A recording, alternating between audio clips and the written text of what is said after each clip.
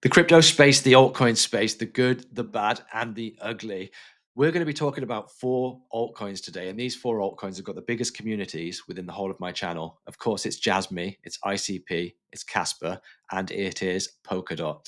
So these things, what have they got in common? They've been absolutely battered during the recent crypto capitulation event that's wiped out you, it's wiped out me, it's wiped out more people than ever before in the whole of crypto history. So we're hurting now. We need to put our plasters on our wounds. We need to understand exactly what's likely to happen next.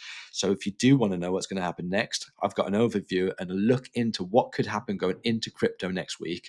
And that's going to be on my next video. I'll drop that later today. So make sure you do subscribe to the channel, hit that notification bell, and you'll understand when that's being dropped, because it is important. It is dependent on these 4 altcoins. How these are going to run is going to depend on the macro. And that's what we're going to look at in the next video. And we'll start with Polkadot. So Polkadot's $2.89, and we've got a resistance barrier now of Polkadot of $3.37. Remember, what was previous support that falls through now acts as resistance. And unfortunately, we've got some barriers to overcome now. These barriers, $3.96, $4.60, and then $4.98 and $5.54.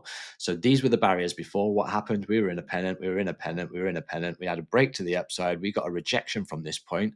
Then we got the crypto capitulation event that went all the way down, all the way down. Where did it go to? 61 cents. Who bought that at 61 cents? Someone bought it at 61 cents and pushed it all the way up to $2.89. So how much is that gain from there? It's already recovered 367%. So the important level to get through now in the short term is this level here, that lower high, $3.37. Once we start making a bit of headway and breaking above this, we can start pushing up, rejecting it. This previous resistance, momentum, higher low, then start pushing through these barriers, pushing through these barriers, and pushing through these barriers. Before we get that, we need momentum from the big daddy, from Bitcoin, from Ethereum. We need it from the S&P 500. We need it from the Russell 2000. What is that, my friends? That is macro. That's what we're going to be covering in the next video. So that's what I'm looking for in the short term on DOT. We do need this level to hold, but one thing you can look at is if we bring up the RSI, you can see one thing. This is bullish. This is bullish. We've put in a higher low on the RSI here. Now, compare that to price action. What's happened? Same area. We've put in a lower high. So we've put in a lower high here, we've put in a higher low there. That means that's a bullish divergence. So in the short term, we do need to break the $3.37, and then we've got our barriers here, $3.96, $4.60, $4.98. Then we can start breaking up to the upside. Before we start getting to these big $10 levels, you need to understand that these are going to be big resistance barriers. And for a full reversal to happen, we need to start taking out, firstly, this high, then putting in a higher low, and then taking out these levels, start banging on the ceiling and regaining levels of support. So that's what we need to happen in Polkadot. ICP, can you see? Everything has been battered. This was the range. This was the range. This was where the stop losses were. What happens when you lose your stop losses? You get an acceleration. Everybody gets wiped out. This thing went all the way down to $2.50. $2.50. So if you look at that in comparison to Polkadot, it's not too bad. But what we are in now is a bear pennant. So unless we break to the upside of this bear pennant, then you can expect further downside. If you expect further downside, potentially you could come back down and test $2.50. So the way that I would play this is we're grinding up, we're grinding up, we're grinding up. You've got this trend line here. We understand that this trend line, you got a 1, you got a 2, and you got a 3 fake out. So that was a fake out. It's pushed back into trend. We need to get back up, get back up, get back up, and look for a breakout for the bulls to regain momentum. So short term, you've got short term, this is your resistance point in the short term, $3.74, and then you've got $4.14. You get rid of $4.14. This is more like $4.67. Right, okay, so that is ICP in the short term. You can see the aim of the game in the short term is to get back into this channel, this accumulation channel. That's what we want to be in. And once we're in that accumulation channel, we start breaking these key levels. Once we start getting to the top, then we can break up towards the acceleration gap. Once we break to the acceleration gap, where you get a big acceleration to the downside with little resistance, you get the same to the upside. And that is $9.21. Get my words out. I need to have a breath here.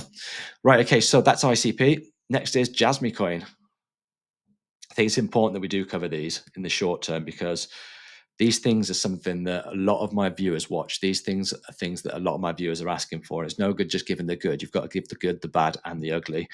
So you can see this thing exactly the same as Polkadot, all the way down here, all the way down here. Before that was met by a buyer, that was 0.003.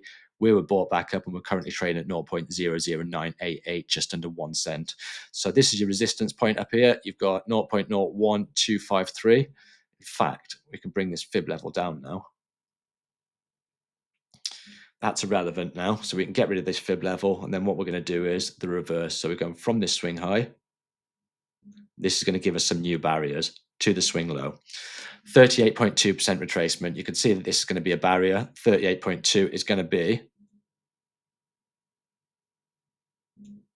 0.01043. So you can see we're getting rejected at around the 1 cent level. Once we start breaking the 382, breaking trend, start putting in higher lows, start pushing up, start pushing up, start pushing up.